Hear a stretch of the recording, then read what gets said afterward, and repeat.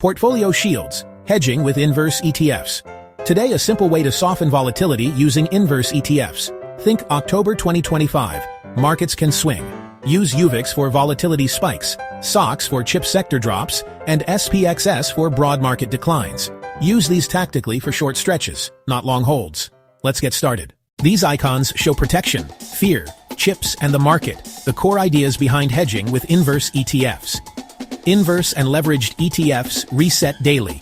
They typically move opposite their index, with a 3x fund targeting about 3 times the daily move.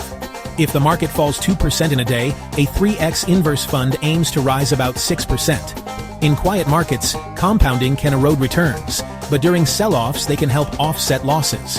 UVIX tracks short-term volatility. It tends to surge when the VIX spikes toward 30 or higher and is most useful during market stress. Expect higher costs, with an expense ratio around 1.85% per year. SOXS provides roughly triple inverse exposure to semiconductor stocks. A 3% chip sector drop could translate to about a 9% gain in SOXS for that day. SPXS offers triple inverse exposure to the S&P 500. A 2% daily market decline could equate to roughly a 6% rise in SPXS. Other tickers include SQQQ for large cap tech, TWM for small caps, SRS for real estate, and TBT for rising rate bets. These funds are widely traded, with typical asset sizes ranging from tens of millions to a few $1 billion. Let's walk through simple allocation examples using a $100,000 portfolio. Our example portfolio is $100,000, 60% stocks, 20% tech, 10% bonds, and 10% cash. The goal is to cut a possible 10% drawdown to roughly 3 to 5%. For a basic market hedge, allocate $10,000 to SPXS.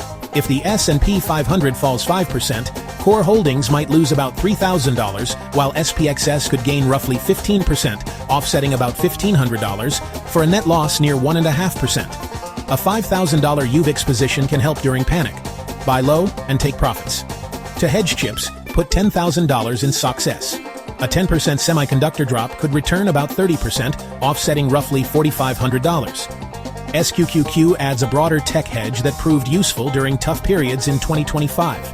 Around major news events, consider 5% each in UVIX, SPXS, and TWM. In sharp sell-offs, volatility hedges have dramatically reduced losses. Options can stretch small allocations. A 70% SPY and 30% SPXS mix can keep performance flatter in down years, like 2022. Consider adding TBT when interest rates are rising. Hedge math. Protected dollars equal portfolio value times the percent you want to protect divided by the fund's leverage. For 20% on 100,000 with 3 times SPXS, that is about $6,700. Now let's talk about the risks and the rules for using inverse hedges. These funds can lose value in rising markets. For example, SQQQ fell about 50% in 2024.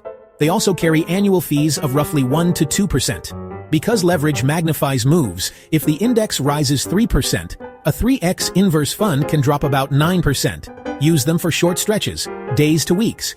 Cap each position at about 5 to 15%. Diversify hedges and watch the VIX. Above 25, consider adding UVIX. Hedging is like insurance. It costs a little, but can save a lot. In 2022, combining SQQQ with volatility hedges helped some investors avoid deeper drawdowns. Hedge early to sleep better. Tests suggest losses can be reduced meaningfully. UVIX helps when fear spikes. TBT can hedge rising rates. Hedge thoughtfully in 2025. Open your app, start with small test positions, and track results. Share your wins below. Like and follow. Stay strong. Thanks for watching. See you in the next Portfolio Shields episode.